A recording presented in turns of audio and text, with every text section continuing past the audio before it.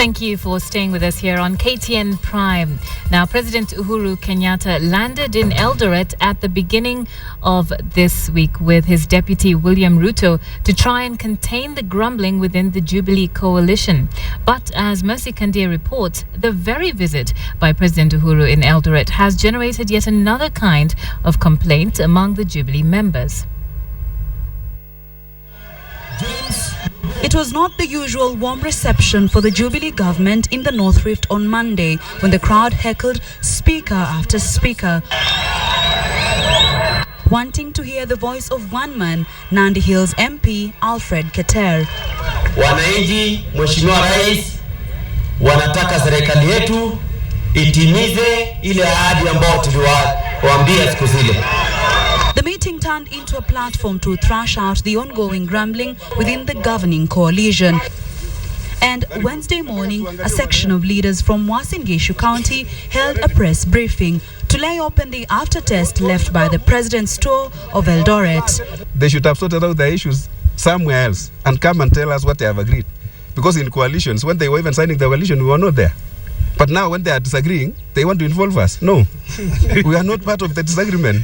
What we want is services to be done. Let's not go to those political intrigues. The Thanksgiving rally was about competition of tenders.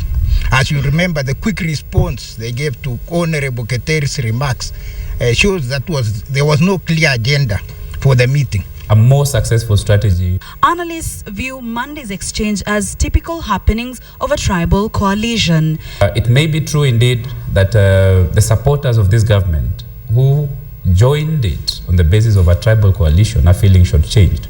I would think that would probably be true, because it is impossible for a government of any nature to satisfy the tribal interests of any group.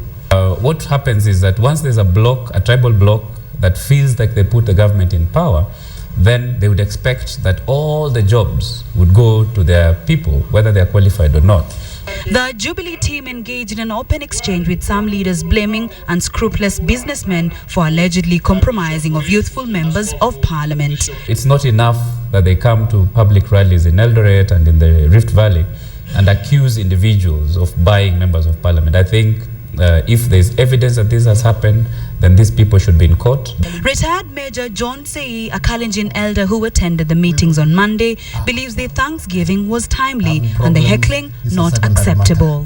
I feel that the hecklers were not instantaneous kind of heckling.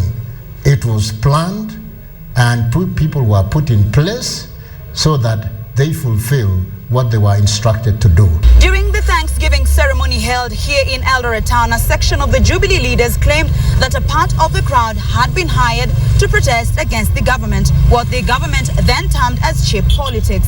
So we set out to the streets of Eldoret town to get the feel on the ground what the residents thought about the meeting. No one was paid, and if you can see the mood of the people, since it was televised live, you could see there is a lot of discontentment, and people are disenfranchised because there were many promises that were made by Jubilee. Mimi kawaida naamuka kama nachukua jembe. At the end of the day ni watoto wangu mimi na hiyo bambo kwisha. So siasa hainisaidii. Hiyo ni kulenga mtu. So hata naye Keter amefanya nini? Siasema yake yenye amefanya. So mimi naonelea kwamba ningesema ya kwamba awatia hawa time wafanye kazi. It's been 9 months since the Jubilee team took over the government. The very coalition is now being put to test not only on how it will handle in-house matters, but also its delivery on the many promises it made to an eager country. Mercy Kandia, KTN, Eldoret, Uasin Gishu County.